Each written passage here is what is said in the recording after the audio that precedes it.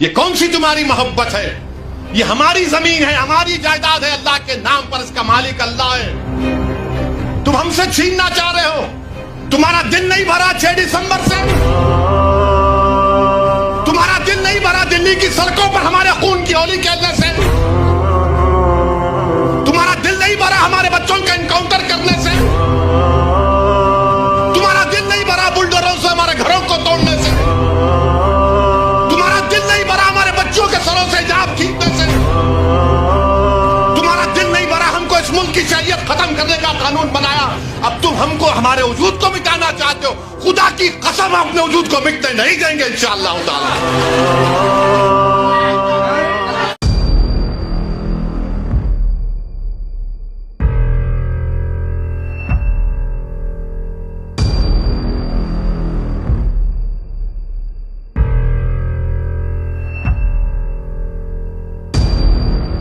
मेरे अजीज दोस्तों और बुजुर्गों, मेरी आपसे दबन गुजारिश है कि महाराष्ट्र के असेंबली इंतखाबात आने वाले हैं।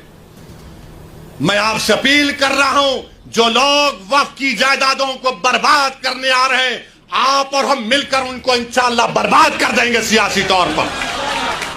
मेरी आपसे अपील है कि मैं यकीनन कह रहा हूं कि इस महाराष्ट्र की विधानसभा में आपको इम्तियाज जलील को और मंजलिस के नुमाइंदों को भिजाना जरूरी है। तुम्हारी आवाज हो, अगर तुम्हारी आवाज नहीं होगी तो कौन आवाज उठाएगा?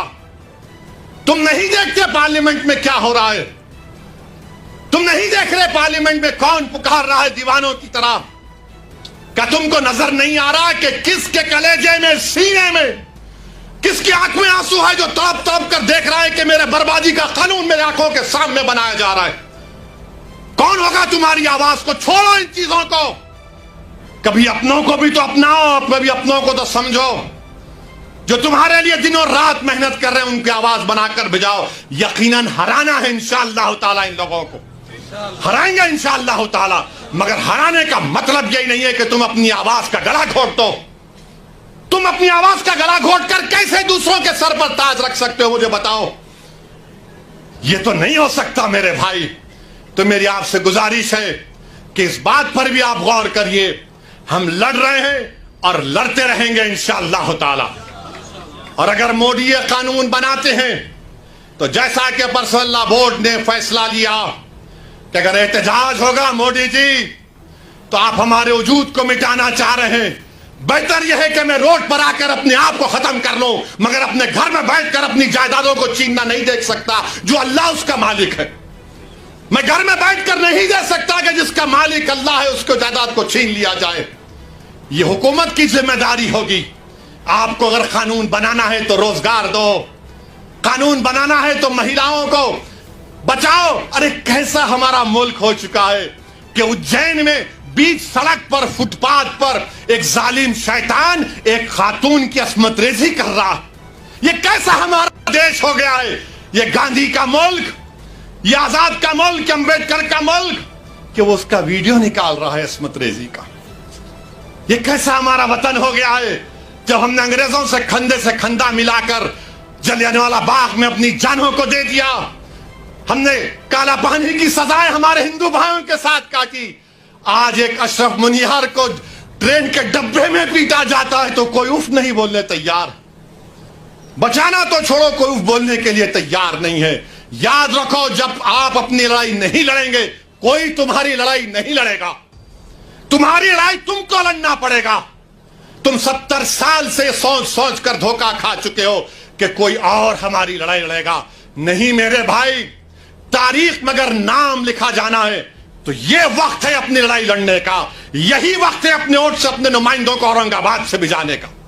तो मेरी आप तमाम से गुजारिश है कि आप पर्सनल लॉ बोर्ड ने जो आप सामने बात कही है, आप ज्वाइंट वर्किंग कमेटी को अपने एतराजात, अपना प्रोटेस्ट ईमेल और पोस्ट के जरिए भिजाइए। 15 सितंबर आखिरी तारीख है और अल्लाह से कसरत से दुआ करिए कि परवरदिगार तो हमको जिंदा रखकर ये नजारे मत दिखा कि हमारी जमीनें जिसका तू मालिक हमसे छीन ली जाए। अल्लाह से हम गिड़गिड़ा कर सरबसूद होए, से गिड़गिड़ा कर भीख मांगे। इत्तेहाद पैदा करिए। ये कानून ना देवबंदियों के मफाद में है, ना बरेलवियों के मफाद में है, ना अहले हदीस के मफाद में है, ना बोरी समाज के मफाद में है, ना अथना शरी शिया के मफाद में है, ना आगा खानी शियाओं के हक में है, किसी के हक में नहीं है। ये सिर्फ और सिर्फ मोदी जायदादों को छीनने के लिए कानून बना रहे हैं। अल्लाह इन जायदादों की हिफाजत करे, अल्लाह हमको इतनी इत्तेहाद पैदा करे कि मुत्तहदा तौर पर इस कानून को रोके, और अल्लाह सुब्हानहू व तआला इन ऐसे हुकूमतों को, ऐसे पार्टियों को अल्लाह सियासी तौर पर इंतखाबात में इनको शिकस्त दे, बदतरीन शिकस्त दे। वाखिर